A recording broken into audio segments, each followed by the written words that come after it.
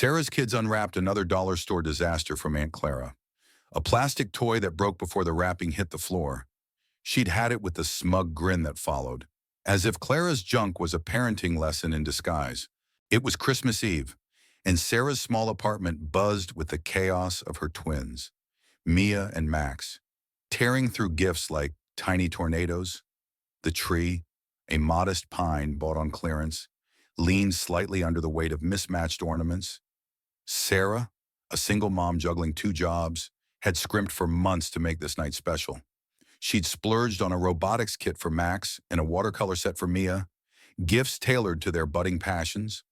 But Clara, her older sister, always swooped in with her presence and unsolicited advice, turning joy into judgment.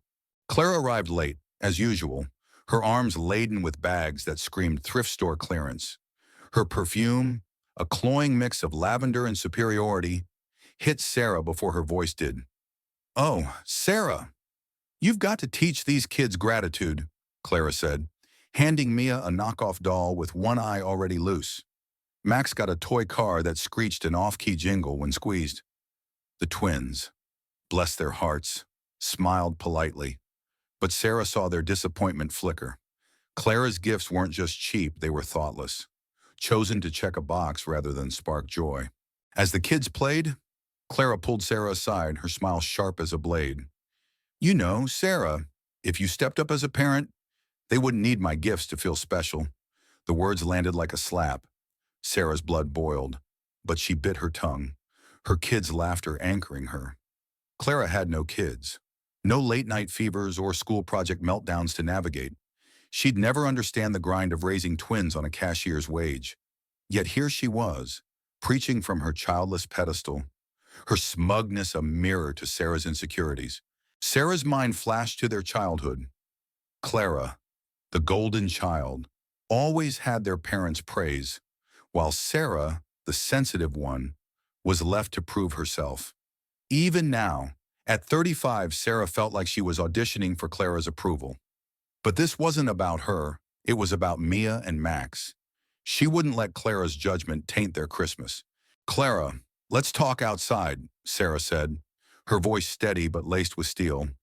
The winter air bit at their faces as they stepped onto the porch. Sarah didn't wait for Clara's next barb. "Your gifts are fine, but your words, they're cruel. You don't get to judge my parenting when you've never walked in my shoes." Clara's smirk faltered, but she doubled down. "I'm just saying what Mom and Dad would have said. You're letting those kids run wild. Sarah, they need discipline, not coddling." Sarah laughed, a bitter sound. "Discipline from you. You think a broken doll teaches them anything but disappointment?" The argument escalated, voices rising until Mia peeked out, her eyes wide. Sarah softened instantly, ushering her back inside. Clara, unfazed, shrugged. "You'll see I'm right when they're teenagers."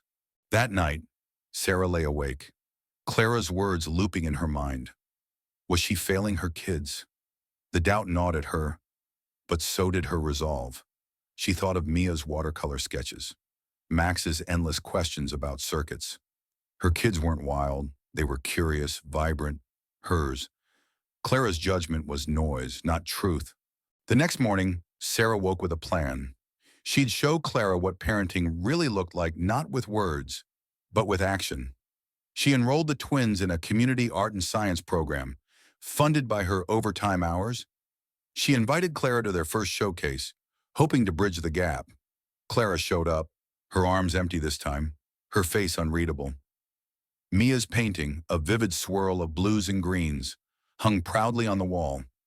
Max's robot, a clunky but functional contraption, whirred across the floor. The twins beamed, and Sarah felt a surge of pride. Clara approached, her usual smirk absent. "They're talented," she said, almost reluctantly. Sarah nodded, waiting. "I might have been harsh," Clara admitted, her voice low. "It's just, I don't know how you do it." For the first time, Sarah saw a crack in Clara's armor, a hint of envy, maybe even respect. The moment wasn't a fairy tale reconciliation. Clara didn't apologize, and Sarah didn't expect her to. But it was a start. Sarah realized she didn't need Clara's approval, just like her kids didn't need Clara's gifts.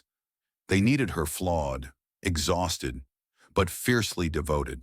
Months passed, and Clara's visits grew less frequent, her gifts less insulting. Sarah focused on her kids, teaching them resilience through her own example. She wasn't perfect, but she was enough.